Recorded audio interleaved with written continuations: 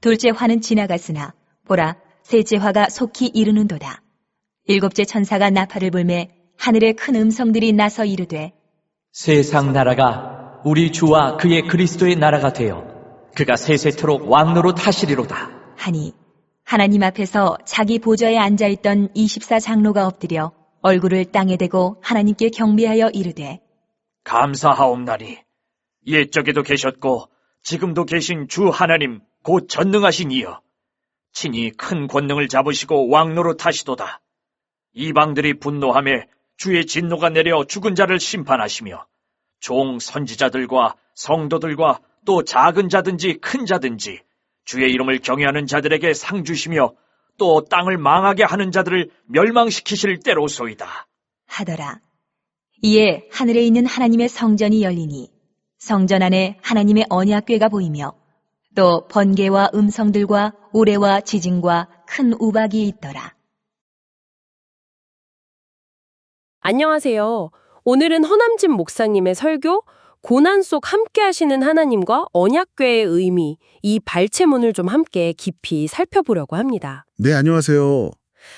특히 요한계시록에 나오는 그 7번째 나팔 소리, 그리고 언약궤, 이게 뭘 의미하는지, 또 어려움 속에서도 하나님이 함께 하신다는 그 메시지에 좀 집중해 볼까 해요. 네, 흥미로운 주제입니다. 자, 그럼 시작해 볼까요?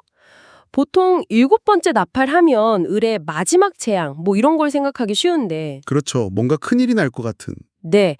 근데 이 설교 본문에서는 오히려 하나님의 통치가 선포된다는 점이 좀 특이했어요. 요한계시록 11장 15절 말씀이죠. 네, 맞습니다.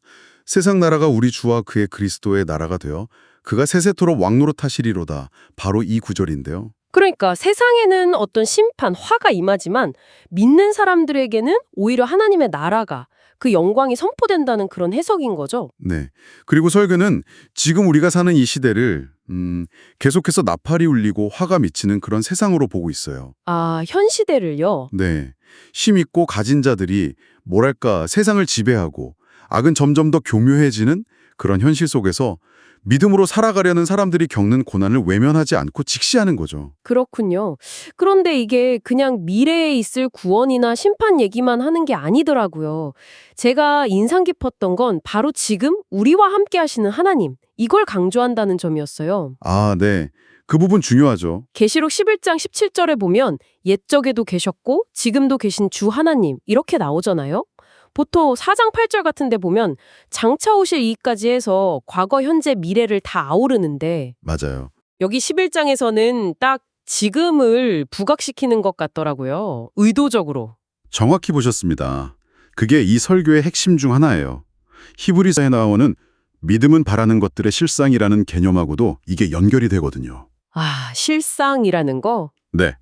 그러니까 믿음이라는 게 그냥 막연하게 먼 미래만 기다리는 게 아니고 사탄이 활동하는 것 같은 바로 이 현실 속에서도 하나님이 우리와 함께 하시고 또 그분의 나라가 이미 임하고 있다.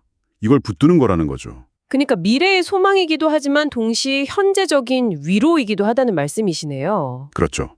물론 완전한 성취는 미래에 있겠지만 바로 지금 여기서도 하나님의 통치와 그분의 위로를 경험할 수 있다는 거. 이걸 강조하는 거예요. 현재적인 소망이죠. 그럼 그 현재적 위로라는 게 구체적으로 어떻게 나타나는 걸까요? 고통이 뭐 싹 사라진다거나 그런 건 아닐 텐데. 네. 설교는 그 부분을 언약궤의 상징을 통해서 설명하고 있어요. 마지막 때에 하늘 성전 문이 열리고 언약궤가 보이잖아요? 네, 11장 19절에 나오죠. 네.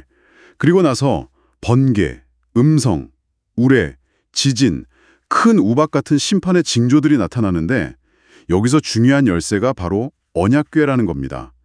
구약시대 지성소 안에 있던 바로 그 상자요. 아, 언약궤. 그 안에 뭐가 들었는지 살펴보는 게 중요하겠네요. 맞습니다.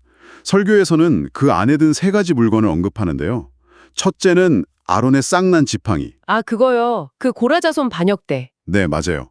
모세와 아론의 권위에 반역했을 때 하나님께서 마른 나무 지팡이에서 싹을 나게 하셔서 당신이 세우신 리더십을 확증하신 그 사건이죠. 둘째는 만나 항아리고요. 광야에서 백성들이 먹을 것 없다고 원망할 때 내려주신 그 신비한 양식.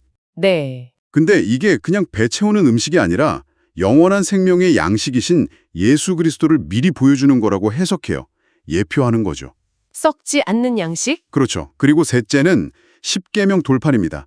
모세가 시내산에서 이 돌판을 받아 내려올 때 산 아래서는 백성들이 뭘 했죠? 아, 금송아지. 네, 금송아지 우상을 만들고 섬겼잖아요.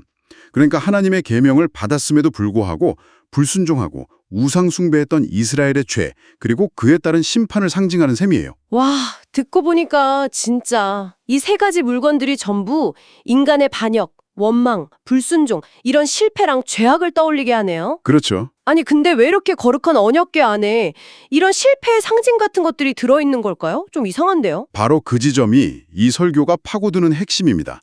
이 물건들은 인간이 스스로는 얼마나 소망 없는 죄인인지를 정말 적나라하게 보여줘요. 네, 절망적이네요. 하지만 동시에 마른 지팡이에서 생명을 내시는 하나님, 원망하는 백성에게 만나를 주시는 하나님, 그리고 결국 죄인들을 위해 참된 말씀이자 생명이신 예수 그리스도를 보내시는 그 하나님의 놀라운 능력과 은혜, 이걸 역설적으로 증거한다는 거죠. 아, 실패의 증거물이 오히려 은혜의 증거물이 된다? 네, 그렇습니다.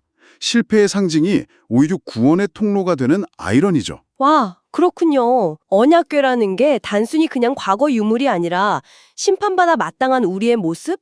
하지만 그럼에도 불구하고 주시는 하나님의 구원, 이 두 가지 메시지를 다 담고 있는 거네요? 정확합니다. 인간의 절망과 하나님의 희망이 그 안에 공존하는 상징인 셈이죠. 그래서 설교는 마지막에 우리 자신의 연약함, 죄인됨을 솔직하게 인정하라고 권면해요. 그리고 우리의 소망을 세상 다른 것이 아니라 오직 예수 그리스도께 두어야 한다고 강조하죠. 그분만이 우리의 참된 성전이고 피난처라는 메시지로요. 네, 오늘 허람진 목사님의 설교 발췌문을 통해서 요한계시록의 한 부분을 좀 깊이 들여다봤는데요. 정리해보면 7번째 나팔은 심판과 동시에 하나님 나라의 도래를 알리고 네. 또 고통스러운 현실 속에서도 지금 여기 우리와 함께 하시는 하나님을 증언하고 그리고 마지막으로 언약궤는 우리의 실패와 죄악 속에서도 오히려 더 빛나는 하나님의 구원과 은혜를 상징한다.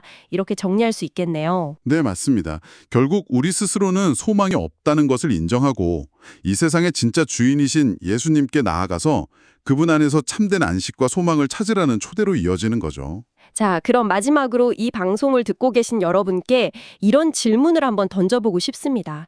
설교에서는 언약궤 안의 물건들이 과거 이스라엘 백성들의 실패와 필요, 그리고 그것을 채우셨던 하나님의 은혜를 기억하게 한다고 했잖아요. 네. 그렇다면 여러분의 삶이라는 언약궤 안에는 어떤 기억들이 담겨 있나요? 혹시 과거에 나를 힘들게 했던 어떤 결핍이나 실패의 경험들, 그런데 또 그 속에서 예상치 못하게 경험했던 어떤 도움이나 은혜 같은 것들이 있진 않으신가요?